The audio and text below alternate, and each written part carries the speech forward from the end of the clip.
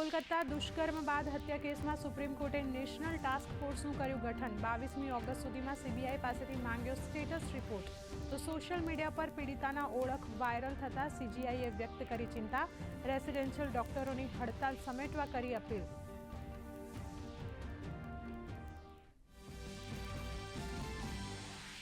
કોલકાતા હાઈકોર્ટના અન્ય એક ચુકાદા પર સુપ્રીમ કોર્ટની મહત્વની સુનાવણી। ઓક્ટોબર 2023માં સગીર કિશોરીને ભગાડી દુષ્કર્મનો મામલો। કોલકાતા કોર્ટે છોકરીઓની ઈચ્છા પર કાબૂ રાખવાની આપેલ શીખની સુપ્રીમ કોર્ટે કરી ટીકા। નીચલી કોર્ટે આરોપીઓની 20 વર્ષની ફરમાવેલી સજા રાખી યથાવત। ગુજરાત વિધાનસભાના ચોમાસા સત્ર પહેલા આજે સલાહકાર સમિતિની બેઠક। ભ્રષ્ટ અધિકારીઓ સામે કડક કાર્યવાહી માટે રજૂ કરાશે બિલ તો 21 થી 23 ઓગસ્ટ દરમિયાન મળનારા સત્રમાં અંધશ્રદ્ધા વિરોધી તેમજ જીએસટી સુધારા વિધેયક સહિતના મહત્વના બિલો કરશે રજૂ।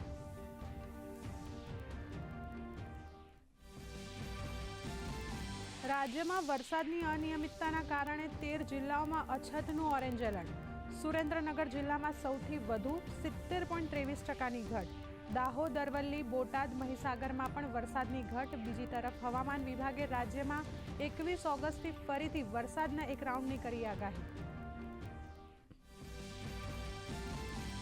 સિતારના તાર છેડીને કલા રસિકોને મંત્રમુગ્ધ કરનાર પ્રખ્યાત સિતાર વાદક અને સપ્તકના ટ્રસ્ટી મંજુબેન મહેતાનું જેફ વયે નિધન।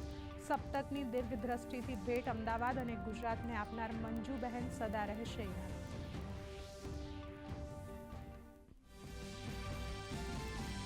રાજસ્થાનના ઉદયપુરમાં મૃતક વિદ્યાર્થી દેવરાજના કડક સુરક્ષા વચ્ચે કરાયા અંતિમ સંસ્કાર।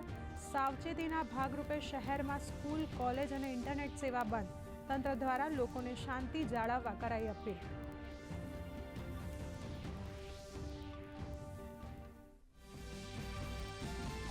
પ્રધાનમંત્રી નરેન્દ્ર મોદીએ મલેશિયાના પ્રધાનમંત્રી અનવર બિન ઇબ્રાહીમ વચ્ચે દ્વિપક્ષીય બેઠક। બંને દેશો ડિજિટલ મેન્ટ સહિત ઐતિહાસિક, સામાજિક, સાંસ્કૃતિક ક્ષેત્રે મહત્વના સમજૂતી કરાર।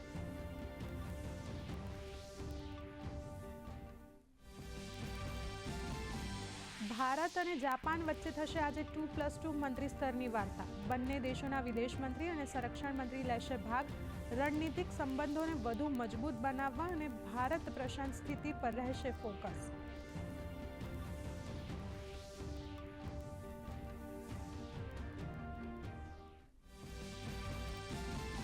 જમ્મુ કાશ્મીરમાં 18 સપ્ટેમ્બરે થનારા પહેલા ચરણના 24 વિધાનસભા બેઠક માટે જાહેરનામું આજે થશે જાહેર। 27 ઓગસ્ટ સુધી નોંધાવી શકાશે ઉમેદવારી તો 30 ઓગસ્ટ સુધી ઉમેદવારી ખેંચી શકાશે પાછી।